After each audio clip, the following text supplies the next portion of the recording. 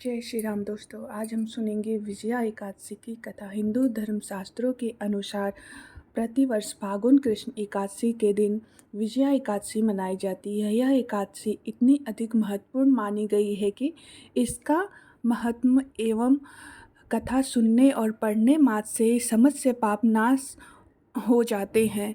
फागुन मास की यह एकादशी मर्यादा पुरुषोत्तम भगवान श्री राम से जुड़ी हुई है। इस व्रत के प्रभाव से मनुष्य को हर क्षेत्र में विजय प्राप्त होती है। आइए सुनते हैं फागुन कृष्ण एकादशी यानी विजया एकादशी की कथा। विजया एकादशी की कथा के अनुसार त्रेता युग में मर्यादा पुरुषोत्तम श्री रामचंद्र जी को जब 14 वर्ष का वनवास हो गया, तब वे श्री लक्ष्मण तथा सीता जी सहित पंचवटी में निवास करने लगे। वहां पर दुष्ट रावण ने जब सीता जी का हरण किया, तब इस समाचार से श्री रामचंद्र जी तथा लक्ष्मण जी अत्यंत व्याकुल हुए और सीता जी की खोज में चल दिए।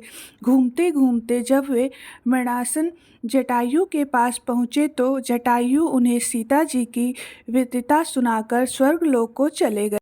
कुछ आगे जाकर उनकी सुग्रीव से मित्रता हुई और बाली का वध किया। हनुमान जी ने लंका में जाकर सीता जी का पता लगाया और उनसे श्री रामचंद्र जी और सुग्रीव की मित्रता का वर्णन किया। वहां से लौटकर हनुमान जी ने भगवान राम के पास आकर जब समाचार कहे, श्री रामचंद्र जी ने वानर सेना सहित सुग्रीव की संपत्ति से लंका को प्रस्थान किया। जब श्री रामचंद्र जी समुद्र के किनारे पहुंचे, तब उन्होंने मगरमच्छ आदि से उस आगाध समुंदर को देखकर लक्ष्मण जी से कहा कि इस समुंदर को हम किस प्रकार पार करेंगे। श्री लक्ष्मण जी ने कहा, हे पुरुषोत्तम, आप आदि पुरुष हैं, सब कुछ जानते हैं। यहाँ से आधा योजन पर कुमार द्वीप में बकदालभ्य नाम के मुनि रहते हैं। उन्होंने अनेक ब्रह्मा देखा है। आप उनके पास जाकर उनसे उपाय पूछिए।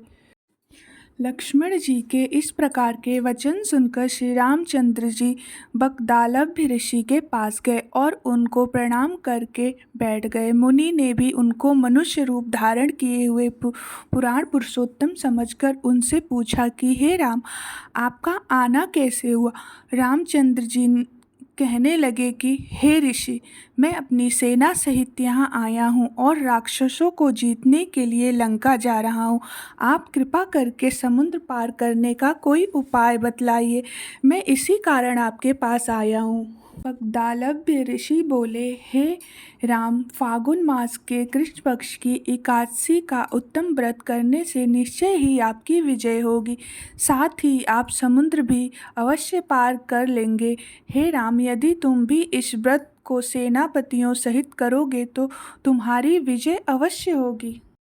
अतः हे राजन, जो कोई भी मनुष्य विधि पूर्वक इस व्रत को करेगा, दोनों लोकों में उसकी अवश्य विजय होगी। श्री ब्रह्मा जी ने नारद जी से कहा था कि हे पुत्र, जो कोई इस व्रत के महात्म्य को पढ़ता या सुनता है, उसको वाजपेयी यज्ञ का फल प्राप्त होता है। इस तरह रामचंद्र जी ने ऋषि के कथन अनुसार इस व्रत को किया और इसके प्रभाव से दैत्यों पर विजय पाई। जय श्री राम।